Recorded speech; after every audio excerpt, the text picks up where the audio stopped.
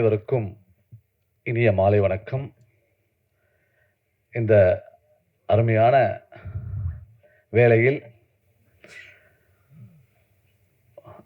நல்ல பாடல்களை நமக்கு கண்ணுக்கு ஒளியாகவும் காதுக்கு கீதமாகவும் ரொம்ப சிறப்பான பாடல்கள்லாம் போட்டு காட்டினாங்க. முதல்ல இந்த டீமுக்கு என்னுடைய வாழ்த்துக்களை தெரிவிச்சுக்கிறேன்.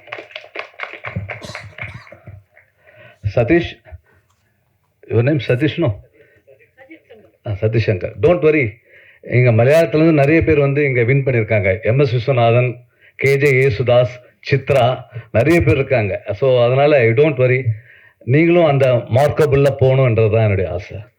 ஸோ தமிழ்நாடு மட்டும் வந்தாரே வாழ வைக்கும். ஆனால் வெளியில மாநிலங்கள் அப்படி எப்படி பண்ணுறாங்க நமக்கு தெரியல. ஆனால் தமிழ்நாடு மட்டும் சார் வந்தாரை வாழ வைத்து அவர்களை சிறப்பாக பெரிய அளவுக்கு கொண்டு போய் சேர்க்கறது இந்த தமிழ்நாடு தான். ஸோ ஆமாம், அழைக்கும். So don't worry Satish, you are done very good job. Union member ஆகிட்டீங்களா? அதுதான் தப்பு, உடனே ஆகணும். தமிழ் படம் பண்ணியிருக்கீங்க, மெம்பர் ஆகணும். ஓகே, நாளைக்கு வந்து ஆகிடுங்க. அந்த சிங்கர்ஸ்லாம் நீங்கள்லாம் பாடியிருக்கீங்க, கவிஞர் எல்லாருக்கும் வாழ்த்துக்கள் தெரிவிச்சுக்கிறேன். வஞ்சி வஞ்சி வஞ்சி, சூப்பரான டைட்டில். வஞ்சி வந்து பெண் இருக்கும்பொழுது இளமையாக இருப்பாங்க, அழகாக இருப்பாங்க. ஆனால் அதே வஞ்சி வந்து வயது ஆக ஆக ஆக வந்து நம்மளை அரவணைத்து நமக்கு அன்பு கொடுத்து நம்மளை பாசமாக இந்த உலகத்துக்கு எப்படி நடந்துக்கணும் என்றத தந்தையை விட ஒரு பெண் தான் சொல்லி கொடுக்குறாங்க நம்மளை. அதில் எந்த விதமான மாற்று கருத்து இல்லை. அந்த வஞ்சின்ற டைட்டில் வந்து ரொம்ப அழகாக அவங்க செலக்ட் பண்ணியிருக்காங்க. ஸோ அந்த அந்த கான்செப்டுக்கு என்னுடைய நன்றியை தெரிவிச்சுக்கிறேன். எப்படி ஒரு வஞ்சி என்பது எப்படி காதலியாக இருப்பா ஒரு காலகட்டத்தில், அதுக்கப்புறம் வந்து ஒரு காலகட்டத்தில் அக்காவாக மாறிடுவாங்க, ஒரு காலகட்டத்தில் வந்து மனைவியாக இருப்பாங்க, ஒரு காலகட்டத்தில் மகளாக ஆகிடுவாங்க, ஒரு காலகட்டத்தில் பாட்டி ஆகிடுவாங்க, அப்புறம் மூப்பாட்டியாகவும் ஆகிடுவாங்க. ஸோ பெண் இல்லாமல் எந்த மனிதனும் பிறப்பதே இல்லை. ஸோ இந்த பெண் என்ப ஒரு அழகான ஒரு படைப்பை நமக்கு கடவுள் கொடுத்திருக்கார். அதுக்கு நம்ம நன்றி சொல்லணும். அந்த ஒரு பெண் என்பது வந்து சாதாரண ஒரு வார்த்தை, ஆனால் வஞ்சி என்பதை வந்து ஒரு இலக்கணத்தோட செஞ்சு வச்சிருக்காங்க. அதுக்கு வாழ்த்துக்கள் தெரிவிச்சுக்கிறேன். அதுவும் இல்லாமல் பெண்களுக்கு போன ஆட்சியில் எந்த பாதுகாப்பும் இல்லாமல் எந்த விதமான ஒரு நிறைய நம்ம நியூஸ்ல படிச்சிருப்போம், பலாத்காரம், நிறைய பெண்கள் சீரழிவு, இந்த மாதிரி நிறைய பிரச்சனைகள் போன காலகட்டத்தில் போன ஆட்சியில் நடந்துச்சு. ஆனா இப்போ நம்மளுடைய முதல்வர் பெண்களுக்கென்றே பெண்களுக்காகவே தன் ஆட்சியை நடத்துவார் என்பதை சொல்லியிருக்கிறார். முதல்ல நம்மளுடைய சீஃப் மினிஸ்டருக்கு ஒரு விஜய் அவர்களுக்கு வாழ்த்துக்களை தெரிவிச்சுப்போம். நம்ம சினிமா ஃபீல்ட்லேருந்து போனவர் தான் அவர். அதில் வந்து அவர் வந்து ஃபஸ்ட்டு என்ன பண்ணியிருக்காருன்னா, அந்த பெண்களுக்காக வந்து பேட்ரோல் வேனை கொடுத்துருக்காங்க ஒரு 10-15 டேஸ் முன்னாடி.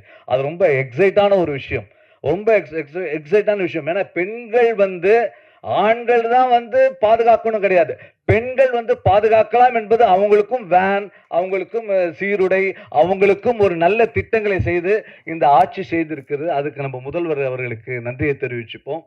இந்த வஞ்சி கண்டிப்பாக இந்த வஞ்சிலாம் வந்து இந்த மாதிரி படம் டைட்டிலே வந்து அவருக்கு ரொம்ப பிடிக்கும். ஏன்னா வந்து ஒரு ஆண் தாயாக இருந்து நம்மளை வந்து காப்பாற்றி கொண்டிருக்கும் இந்த கவர்மெண்ட் நிலைத்து சிறப்போடு இருக்க வேண்டும் என்பதை தெரிவித்துக் கொள்கிறேன். பாரதி ராஜா, பாக்கியராஜ், அது பெயர் இல்லை, அது வரலாறு.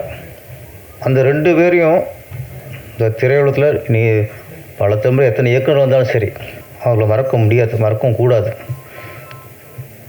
ஆனால் பாரதி ராஜா அப்படிங்கிற ஒரு இயக்குனர் வெற்றியடையவில்லை என்றால் இங்கே நிறைய கிராமத்திலேருந்து திறமை உள்ள இளைஞர்கள்லாம் சினிமாவுக்கு வந்திருக்கவே முடியாது. நிறைய பேர், பாக்கியராஜ், சேரன், லிங்குசாமி, விக்ரமன், ஆர்கே செல்வமணி, சங்கர் பச்சன், நிறைய இயக்குநர்கள்.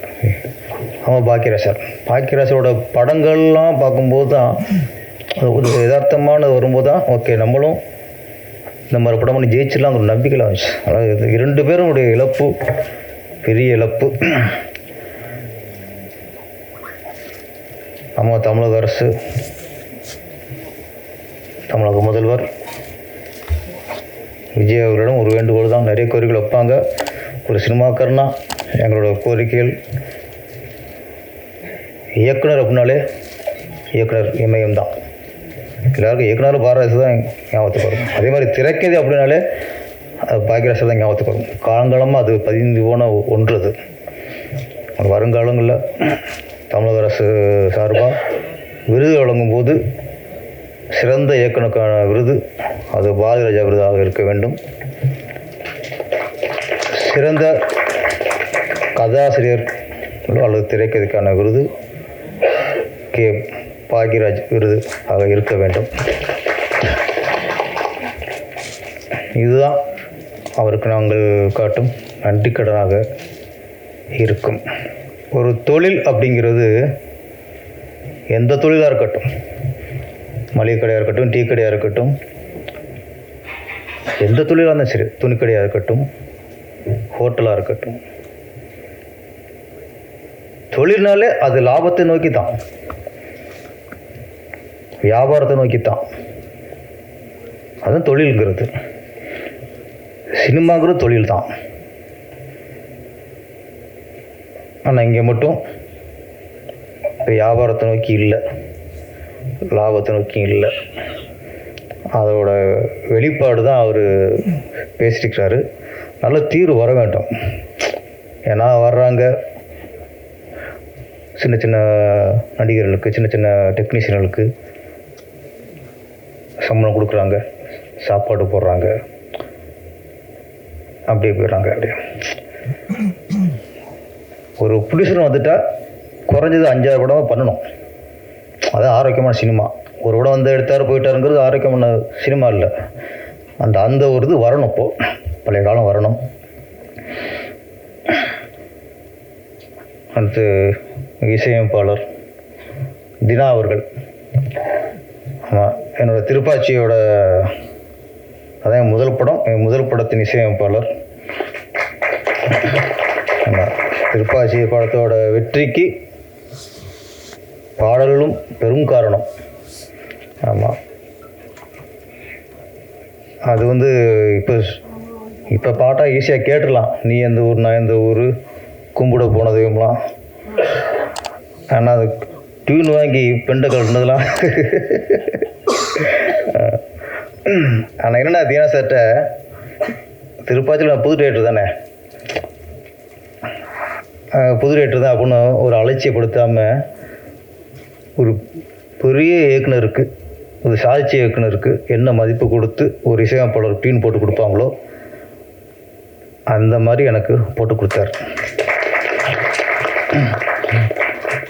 அதுக்கு சில சபையில் நன்றி சொல்லணும். 4 சவத்துக்குள்ளே கொடுக்குற தண்டனையும் 4 சவத்துக்கு கொடுக்குற சொல்கிற நன்றியும் மதிப்பு இல்லை. தண்டனைனா 4 சவத்துக்கு கொடுக்கக்கூடாது. அது மாதிரி தான். நன்றி. அடுத்து குழு சுரேஷ் வந்துருக்காரு. ஆமாம், சில நேரத்தில் கூலாக இருக்கும், சில நேரத்தில் சூடாகவும் இருக்கும். ஆமாம் ஆமாம், சில நேரத்தில் சூடு சுரேஷ் ஆயிடுவார்.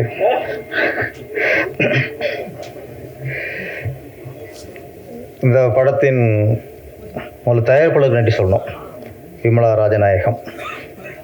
ஏன்னா முதல்ல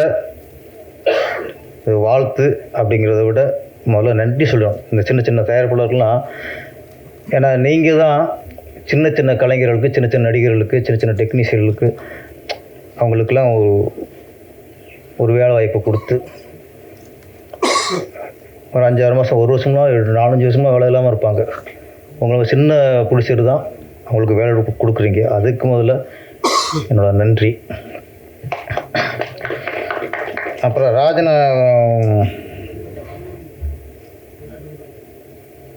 நிறைய இப்போ இயக்குனராக இருக்கட்டும், மியூசிக் டைரக்டரு எல்லாருமே கேரளா அந்த பாடல், இங்கே வந்துட்டு இந்த பாடல் தான். தீனா சார் சொன்ன மாதிரி வந்தாரை வாழ வைப்போம், வந்தாரை அளவும் வைப்போம். ஆமாம், அங்கே தமிழர்கள் அங்கே தான். அதனால் இங்கே வந்து எங்களுக்கெல்லாம் மலையாளம், தெலுங்கு, கன்னடாலாம் இல்லை. இங்கே வந்துட்டால் கலைஞர்கள், சினிமா மியூசிக் டைரக்டர் சதீஷ் சங்கருங்கிறது. ஆமாம், சங்கர் எங்களுக்கு இசையமைப்பாளர் தான். எங்களுக்கு மொழிலாம் தேவையில்லை. இயக்குனர் ராஜேஷ், அவர் இந்த மொழி அந்த மொழிலாம் இல்லை, அவருக்கு சினிமா மொழி தான், திரைமொழி தான் எங்களுக்கு. அது மாதிரி ராஜநாயகம் வந்து அதெல்லாம் பார்க்காம கதையை மட்டும் பார்த்துருக்காரு, மொழியை பார்க்கல அவர். அந்த வகையில் உங்களுக்கு நன்றி சார். ராஜேஷ் அது துணிச்சலை பாராட்டணும். ஏன்னா ஒரு இயக்குனர் வந்து பிகினிங்கே ஹீரோ நடிக்கிறதுங்கிறது எல்லாருக்கும் அந்த தைரியம் வந்துடாது. எனக்கு திருப்பாச்சி, சிவகாசி, திருப்பதி, திருவண்ணாமலை, அதுக்கடையே பழனி. ஆமாம், பழனி முடிஞ்சதுக்கப்புறம் நிறைய வாய்ப்புகள் ஹீரோ நடிக்க வேண்டிய வந்துச்சு. சில பெரிய புடிச்சரே சில டேரக்டர்லாம் அனுப்பி கதைலாம் சொல்ல சொன்னாங்க. ஆனால் எனக்கு பயம். நல்லா போயிட்டுருக்கு, ஆண்டு நல்ல ஒரு இயக்குனர் ஒரு பாதையை கொடுத்துருக்கான், நல்லா தானே போயிட்டுருக்கு. சின்ன பயம் வந்துச்சு, வேணாம் பேரரசு ஒழுங்காக வந்து வேலையை பாரு. ராசு மதுரவன் வந்து மாயண்ட குடும்பத்தால் ஃபஸ்ட் என்னத்தையும் கேட்டார். ஃபஸ்ட்லாம் மாட்டேன்ட்டேன். அது என்னென்னா பயம்தான். நம்மளால் அதுக்கு சரிப்பட்டு வருவோமா, நமக்கு இது தகுதி இருக்கா, நம்ம ஊர்லேருந்து டைரக்டராக இருந்தால் கிளம்பி வந்தோம், இப்படிலாம் நினச்சோம். பயம்தான். ஆனால் ராஜேஷை பொறுத்த வரைக்கும் அந்த பயம் இல்லை. முதல்ல துணிச்சல். அந்த துணிச்சல் எங்கே வரும்னா கதை மேலே உள்ள கான்ஃபிடென்ட், தன் கதைகள் மேலே உள்ள நம்பிக்கை. அப்போ இந்த கதையில் யார் நடித்தாலும் ஹிட் ஆகும்போது அதையும் நாமளும் நடிக்கக்கூடாது, அந்த முடிவு தான். ஆனால் படம்லாம் பார்க்கும்போது ஹீரோ ஓகே சார், நீங்கள் நம்ம சரியில்லை, நீங்கள் கரெக்டாக இருக்கிய, என்ன ஹீரோனுக்கு ஹைட்டாக இருக்கு, அவ்வளோதான். அது பிரச்சனை இல்லைங்க, ஹைட்லாம் பிரச்சனையே இல்லை. என்ன அந்த கொஞ்சம் டூயட்டில் கொஞ்சம் லவ் சீனில் கொஞ்சம் அச்சம் தெரியுது, கொஞ்சம் நெருங்க பயப்படுறாரு. ஒரு ஹிட்டு வந்துச்சுன்னா போதும், அப்புறம் கிட்ட போயிடலாம், அது வரைக்கும் எட்டதான் இருக்கணும். ஆமாம், அந்த தயக்கத்தை கொஞ்சம் தூக்கி போட்டுருங்க. இந்த படத்தோட கண்டென்ட் வஞ்சி தினாசா சொன்ன மாதிரி ஒரு நல்ல டைட்டில். அப்புறம் சீசா இயக்குனர் குணா, அவருடைய உங்கள் வாய்ஸு நல்லாயிருக்கு சார். ஆமாம், சில இயக்குனருக்கு தான் வாய்ஸு கண்ணீருங்க. எங்கள் பாரதிராஜா சாரோட வாய்ஸு நமக்கு ரொம்ப மைனஸு, அதனால் நமக்கு மைனஸாக இருக்கும்போது உங்கள்கிட்ட அது ப்ளஸ்ஸாக இருக்குது. ஆமாம், வாய்ஸ் நல்லா இருக்கும். ஓகே ஓகே, வாழ்த்துக்கள். வஞ்சி படம் கதை கொஞ்சம் லைன் சொன்னாங்க, நல்ல கதை. இதில் வந்து ஒரு விஷயம் டைரக்டரும் பிடிச்சி சொல்லும்போது ஒரு ஃபீல் ஆச்சு. ஊரெல்லாம் நிறைய குடும்பங்களில் இந்த சித்தப்பா இருப்பாங்க, இல்லை பெரியப்பா இருப்பாங்க. அது சித்தப்பா கூட மாட்டாங்க, பெரியப்பா கூட மாட்டாங்க, அப்பா அப்பனை கூப்பிடுவாங்க. அது ஒரு ஒரு கலாச்சாரம். அது ஒரு பாச பிணைப்பு. அது சித்தப்பாவையும் அப்பா ஸ்தானத்திலேயே வச்சுருப்பாங்க, பெரியப்பாவையும் அப்பா ஸ்தானத்தில் வச்சுருப்பாங்க. இப்போ எங்கள் இதில் இப்போ எங்கள் குடும்பத்தில் அப்படித்தான். பல வருஷமாக சித்தப்பா அப்பாவும் கூப்பிட்றது. சில நேரத்தில் எங்கள் சித்தப்பா பேர் விருதப்பான்றது தெரியும், எந்த அப்பான்னு தெரியல, விருதப்பா. ஆமாம், அது மாதிரி அது ஒரு ஈக்குவல்ஸ், அப்பா ஸ்தானத்தில் எல்லோரும் ஒன்று தான். அது மாதிரி இந்த கதையிலையும் ஆக்சுவலி சித்தப்பா தான் ஹீரோ. அதில் நான் கதை கேட்ட வரைக்கும் சித்தப்பா ஏதாவது ஒரு கதையில் வந்து கதாநாயகோடு யார் டியூட் போகிறாங்களோ அவங்க தான் ஹீரோன்னு இல்லை, அது ஹீரோன்னு ஒரு ஒரு பட்டமாக இருந்தது. அது அந்த கதாநாயகிக்கு யார் ஆறுதலாக சப்போர்ட்டாக அவங்க வாழ்க்கையை நிர்ணயிக்கிறாங்க, அவங்க தான் ஹீரோ. அதுக்காகவும் இந்த படத்தில் சித்தப்பா ஹீரோ. அந்த சித்தப்பா தான் நம்ம ராஜநாயகம் அவர்கள் நல்லா நடிச்சிருக்காங்க. இந்த படத்தோட கதாநாயகி தான், அவங்களும் ஹீரோயின்ஸ் ஒரு ரெண்டு ஸ்டோரி மாதிரி தான். அது வீர பெண்மணி, பெண்ணுங்கிற தைரியமாக இருக்கணும் அப்படிங்கிறத சொல்கிறாங்க. நம்ம பொண்ணாக பிறந்தோன்னே, ஒரு பொண்ணு குழந்தை பிறந்தோடனே, இப்போ ஒரு அம்மா மாதமாக இருக்காங்க, பிரசவம் ஆயிடுச்சு, கேட்பாங்க என்ன குழந்தைன்ட்டு. ஆண் குழந்தை வச்சுங்களேன் என்ன சொல்லுவாங்க, ஆம்பளை பிள்ளைன்றாங்க, ஆம்பளை பிள்ளை பிறந்துருன்றாங்க. பெண் குழந்தை பிறந்தா பெண் குழந்தை கூட சொல்ல மாட்டாங்க, மகாலட்சுமி சொல்லுவாங்க. அதான் உண்மை. ஆம்பளை பிள்ளை தான், பொம்பளை பிள்ளை தான் மகாலட்சுமி. சில நேரங்களில் அதான் வீரலட்சுமி. பிறக்கும்போது மகாலட்சுமி பிறக்கணும், ஆனால் வளரும்போது வீரலட்சுமி வளரணும். பெண்களை அப்படி வளர்க்கணும். இந்த படத்தில் அப்படித்தான் மகாலட்சுமியாக பிறந்த ஒரு பொண்ணு கிளைமாக்ஸில் வீரலட்சுமியாக மாறிடுச்சு. கரெக்டாக டைரக்டர் சார்? இந்த காலகட்டத்தில் நிறைய அப்பாலாம் இருப்பிய. உடனே ஒரு உண்மையை நான் சொல்கிறேன், யாருமே ஆம்பளை பிள்ளை பற்றதுக்காக பெருமைப்படாதீங்க. கல்யாணத்துக்கு கூட தெரிஞ்சுக்குவோம், அவனுக்கு பெண் பிள்ளையை பற்றிட்டா பெருமைப்பட்டுங்க. பொம்பளை பிள்ளை தான் அவனை கவனிக்கும். இது வந்து நம்ம பெருமைக்கெல்லாம் சொல்லிக்கலாம், ஆம்பளை பிள்ளைன்ட்டு. நமக்கு ஒன்றுன்னா பொம்பளை பிள்ளை ஃபஸ்ட்டு நிற்கும். ஆம்பளை பிள்ளை பொண்டாட்டி கேட்பான் போகணுமா வேண்டாமான்ட்டு. பொம்பளை பிள்ளை புருஷனுக்கு கேட்க மாட்டாது, கிளம்பி வந்துடும் எங்கள் அப்பா உடம்பு சரியில்லையான்ட்டு. கரெக்டு தானே? அப்புறம் ஒரு அப்பா வந்து இப்போல்லாம் நிறைய இப்போல்லாம் கூழ் குடும்பம் இல்லையே, இப்படியா இருந்தாலும் அப்பா அம்மா தனியாக விட்டுறாங்க. ஆம்பளை பிள்ளை ஒரு கொம்பு தண்ணி கொடுத்துரும் போயிடுறான், பொம்பளை பிள்ளை கட்டி கொடுத்துட்றாங்க. ஒரு அப்பாவோ அம்மாவோ பொண்ணு வீட்டுக்கு போய் ஒரு மாதம் வந்துடுவாங்க சார், உரிமையாக இருப்பாங்க. பையன் வீட்டில் 3 நாள் இருக்க முடியாது. பையன் வீட்டில் இருந்துட்டு மத்தியானம் ஒரு 1:30 மணி ஆச்சு, மருமகள்கிட்ட நம்ம சாப்பிட்லாமா கேட்க முடியாது. பசிக்குது சாப்பிட கேட்க முடியாது. எப்போ போடுதோ அப்போ தான். இந்த பையன் வீடு 11 மணிக்கு டீ சாப்பிடணும்னு தோணும், கேட்க தயங்கும் மருமகிட்ட.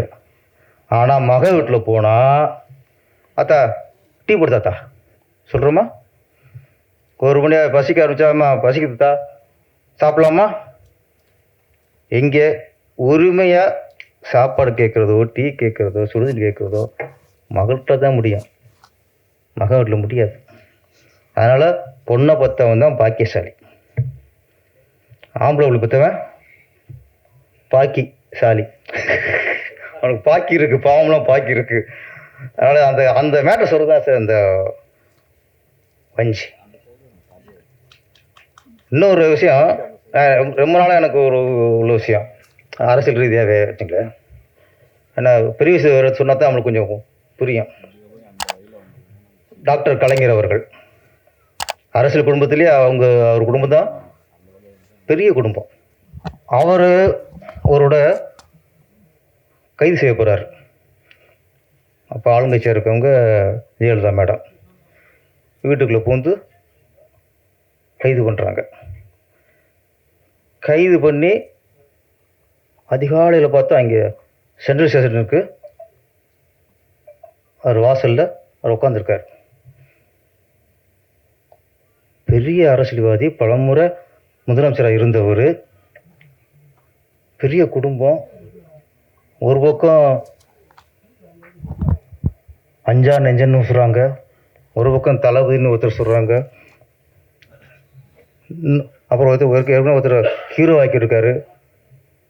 அவ்வளோ பேர் இருக்காங்க, அத்தனை ஆம்பளைகள், பெரிய குடும்பம். அவர் கைது பண்ணி சென்ட்ரல் வாசல் இருக்கும்போது அவர் கூட இருந்தது அவர் பொண்ணு தான் சார், கனிமொழி அவர்கள், வீர பொண்ணு சார்.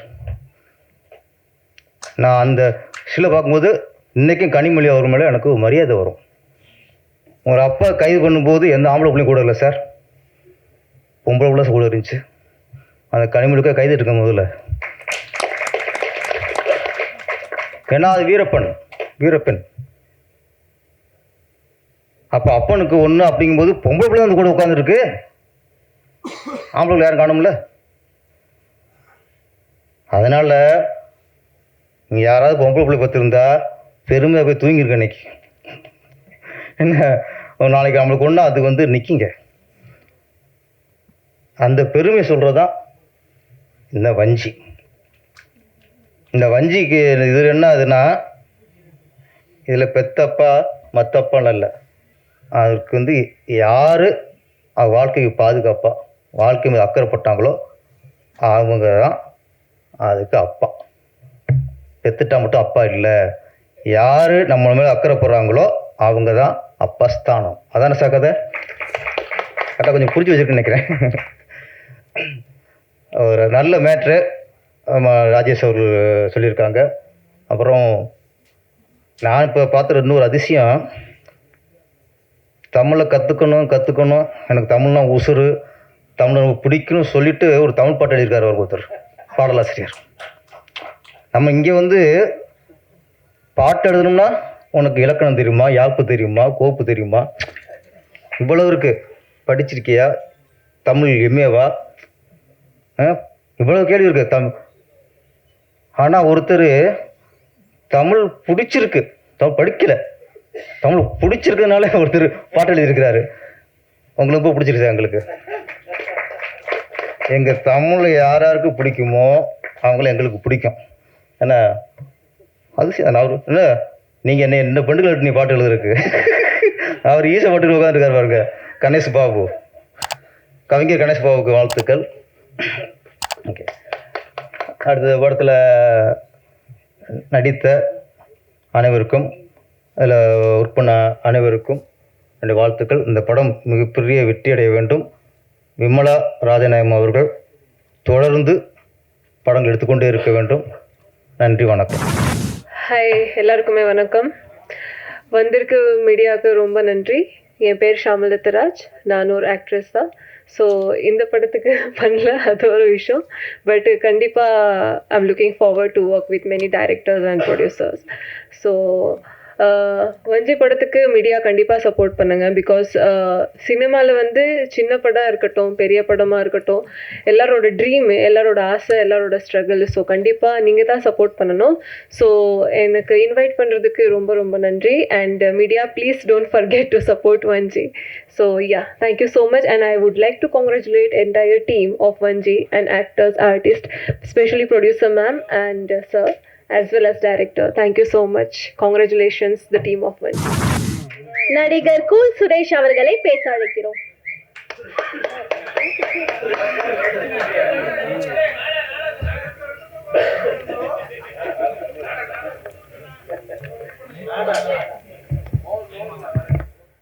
நான் நாடார் இல்லைப்பா, நான் கோனார். மேடையில் அமர்ந்திருக்கும் அனைவருக்கும் வணக்கம். பத்திரிகை நண்பர்கள், ஊடக நண்பர்கள், இணையதள நண்பர்கள், பிஆர்ஓ கார்த்தி, அனைவருக்கும் வணக்கம். மேடையில் பேசி கைத்தட்டல் வாங்குகிற அளவுக்கு நான் பெரிய பேச்சாளர் இல்லை. தயவு செஞ்சு நீங்களே ஒரு தடவை கைத்தட்டிருங்க. நன்றி நன்றி. இந்த கைத்தட்டல்கள் அனைத்தும் வஞ்சி அந்த படத்தோட டீமுக்கு தான் போய் சேரும். திருவண்ணாமலை பக்கத்தில் செஞ்சி, இந்த படத்தோட பேர் வஞ்சி. திருவண்ணாமலை பக்கத்தில் செஞ்சி, இந்த படத்தோட பேர் வஞ்சி. குழம்புக்கு போடுவாங்க இஞ்சி,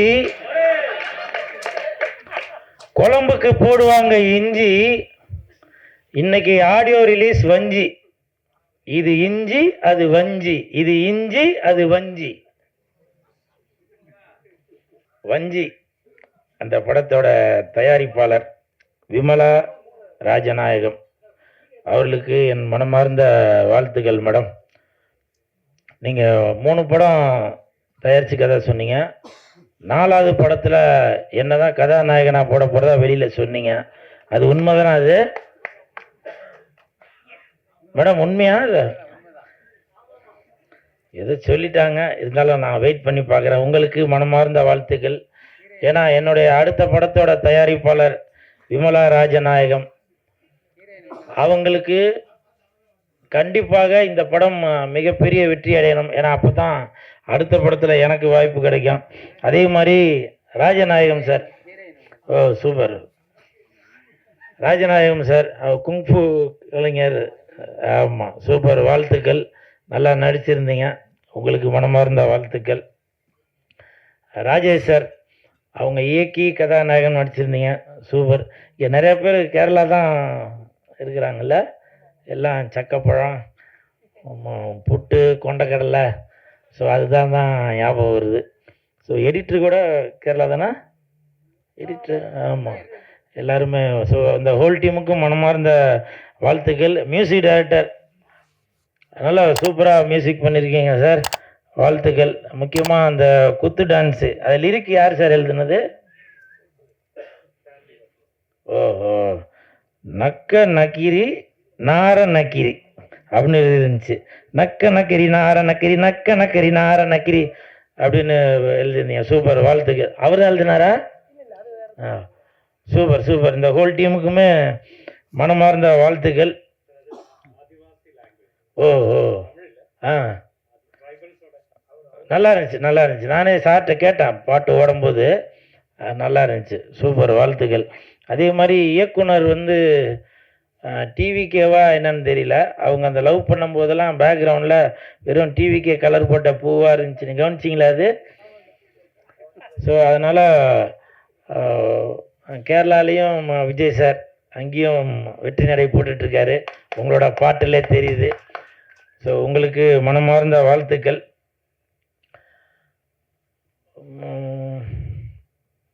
இப்போ சமீபத்தில் பாக்கியராஜ் சார் அவங்க இறந்துட்டாங்க. அவருடைய மறைவுக்கு நான் முருங்கைக்காய் எடுத்துகிட்டு போயிருந்தேன். அது பயங்கர விமர்சனம் ஆச்சு. எனக்கு மனசு கேட்காம பாக்கியராஜ் சாரோட மகன்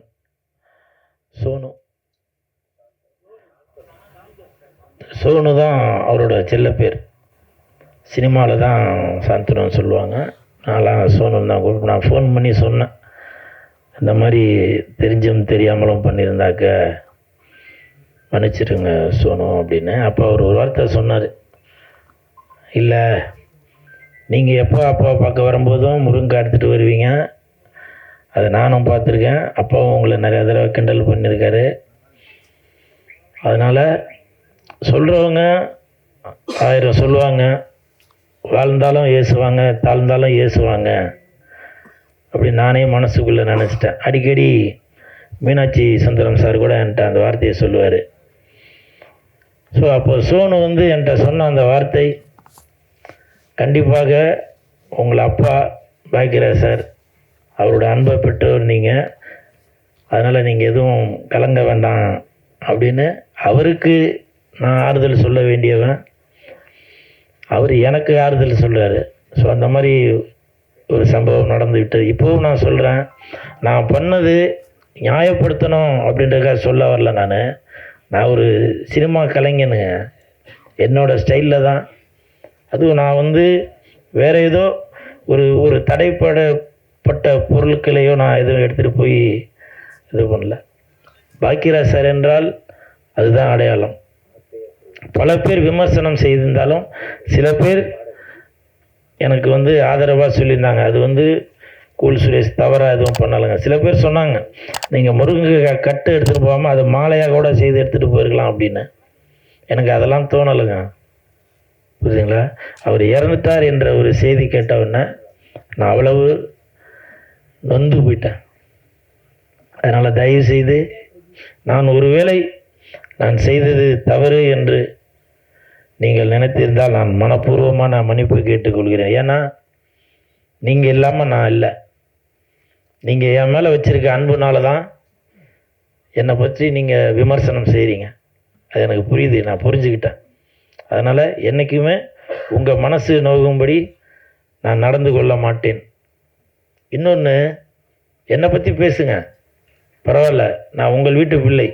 உங்கள் அண்ணனாக, தம்பியாக, மாமனாக, மச்சானாக, சித்தப்பனாக, பெரியப்பனாக என்னை பற்றி பேசுங்க. ஆனால் பார்த்திபன் சாரை அப்படி பேசலாமா? பாக்கியராஜ் சாரோட இயக்குனர், அவர் உதவி இயக்குனர், அவர் கூடவே இருந்தவர். அதனால தான் பாக்கியராஜ் சாரோட ஸ்டைல் என்னவோ அதே தான் பார்த்திபன் சார் அவருக்கு பேனா மாலை போட்டார், பேடு, பென்னு. இப்போ சமீபத்தில் கூட ஃபோட்டோ வேறு மாதிரி பார்த்த மாதிரி இருக்குது, மக்களை பார்த்த மாதிரி இல்லை, ரசிகர்களை பார்த்த மாதிரி இல்லைன்னு சொல்லி வேறு ஃபோட்டோவை மாற்றினாங்க. ஆனால் அதை கூட விமர்சனம் செய்துட்ருக்கீங்க. நாங்கள் என்னங்க அப்போ உங்களுக்கு என்ன ஒரு கேளிக்கை பொருளா? என்னை பற்றி என்ன வேணால் சொல்லுங்கள். பாக்கியராஜ் சாரையோ பார்த்திபன் சாரையோ தயவு செய்து எதுவும் விமர்சனம் பண்ணாதீங்க. அது அவங்க 2 பேருக்குள்ள, குருவுக்கும் சிஷ்யனுக்கும் உள்ள அது அண்டர்ஸ்டாண்டிங். அது நம்மளாம் ரசிகர்கள் தாங்க. அதனால் தயவு செய்து என்னை பற்றி என்ன வேணால் சொல்லுங்கள். அந்த வித்தகன், புதிய பாதை படித்த அந்த வித்தகனை, பார்த்திபன் சாரை தயவு செய்து எதுவும் சொல்லாதீங்க. இப்போது பேரரசர், நான் இந்த வார்த்தையை சொல்கிறதுக்கு நான் மன்னிப்பு கேட்டுக்கிறேன். ஏன்னா இப்போ பேரரசர் அவர் எடுத்துக்கிட்டிங்கன்னா கூட அவருடைய அடையாளம் திருப்பாச்சி, அருவா. அவர் வீட்டு சுப நிகழ்ச்சிக்கு என்னை அழைத்தால் கண்டிப்பாக பேரரசார் வீட்டுக்கு நான் அருவா தான் ப்ரெசன்ட் பண்ணுவேன், திருப்பாச்சி அருவா தான் ப்ரெசன்ட் பண்ணுவேன். அது அவருடைய அடையாளம். இப்போ கூட பாருங்க, பேரரசார் மீசியை கூட ஒரு அருவா மாதிரி தான், வீரமாக தான் வச்சிருக்காரு. எத்தனை படம் இதுக்கு மேலே அவர் எடுத்தாலும் சரி, பேரரசு என்றால் அது திருப்பாச்சி தான், அந்த வீரமான அந்த அருவா தான் ஞாபகம் வரும். இதை நான் மட்டும் சொல்லலை. 2 நாளைக்கு முன்னாடி ஒரு வீடியோ ஒன்று பார்த்தேன். ஒரு 4 வருடங்களுக்கு முன்னால் சேலத்தில் மாண்புமிகு தமிழக முதலமைச்சர் விஜய் சார் அவர்கள் ஒரு ரசிகர் மன்ற ஒரு கூட்டம் நடத்துகிறாரு.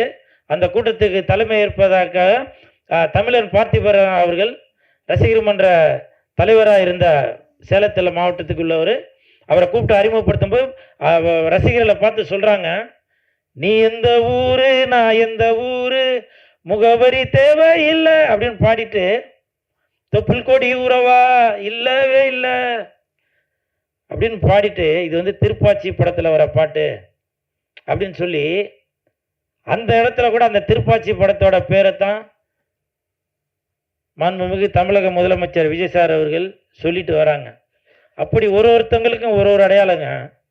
அதனால் தயவு செய்து சினிமாக்காரங்கள எதுவும் தவறாக சித்தரிக்காது. உங்களுக்கு பிடிக்கலையா தள்ளி விட்டுட்டு போயிருங்க. நாங்கள் உங்களை சந்தோஷப்படுத்துறதுக்கு தாங்க இருக்கிறோம். நீங்களே யோசிச்சு பாருங்க, ஒரு துக்க வீட்டில் போய் நான் போய் பாட்டு பாடிக்கிட்டு வேறு எதனா காமெடி பண்ணிக்கிட்டு எது இருந்தேன்னா சொல்லுங்கள். எனக்கு தான் தெரியும் அந்த அந்த துக்கமும் வேதனையும் என்னன்றது. என் வீட்டு நிகழ்ச்சிக்கு வரும்போது கூட எல்லாருக்கும் நான் பொக்கே கொடுத்தேன். ஆனால் பாக்கியராஜ் சாருக்கு நான் முருங்கைக்காய் தான் கொடுத்தேன். இதெல்லாம் நான் வந்து உங்களுக்கு ப்ரூஃப் பண்ணணும் அப்படின்றதுக்காக சொல்ல வரல. நான் ஏதாவது தவறாக செய்திருந்தால் நான் மனப்பூர்வமான மன்னிப்பு கேட்டுக்கொள்கிறேன். அது மட்டும் இல்லை, தமிழக முதலமைச்சர் மாண்புமிகு விஜய் சார், நீங்கள் பாக்கியராஜ் சாருக்கு அரசு மரியாதையை கொடுத்தீங்க. ஒரு சின்ன ரிக்வெஸ்ட், நான் சினிமாக்காரனாக கேட்கல, ஒரு ரசிகனாக கேட்குறேன், தமிழக மக்களில் ஒருவனாக கேட்குறேன். பாக்கியராஜ் சார் வாழ்ந்த அந்த தெருவுக்கு அவருடைய பேரை வைக்கணும் அப்படின்னு சொல்லி நான் தாழ்மையோடு கேட்டுக்கொள்கிறேன். தட்டுங்க சார், தட்டுங்க சார். நன்றி சார். ஏன்னா அவருடைய படங்களில் நிறைய பேர் நினைப்பாங்க ஏதோ டபுள் மீனிங் அப்படி இப்படி இருக்குன்னு. படத்தில் நடக்கிறது மட்டும் இல்லைங்க, நிஜ வாழ்க்கையில் நம்ம என்னென்ன செய்து கொண்டு இருக்கிறோமோ, ஒரு குடும்பத்தில் என்னென்ன நடக்குதோ அதை அப்படியே அப்பட்டமாக மக்களுக்கு வெளிக்கொண்டவர் தான் பாக்கியராஜ் சார் அவர்கள். அதனால் இந்த குடும்பங்கள் கொண்டாடும் பாக்கியராஜ் சாரை தமிழகத்திற்கு பெருமை சேர்த்த பாக்கியராஜ் சாரை மாண்புமிகு தமிழக முதலமைச்சர் விஜய் சார் அவர்கள் பாக்கியராஜ் சார் வாழ்ந்த அந்த தெருவுக்கு அவரோட பேர் வைக்கணும்னு ரசிகர்கள் ஒருவனாக நான் தாழ்மையுடன் கேட்டுக்கொள்கிறேன்.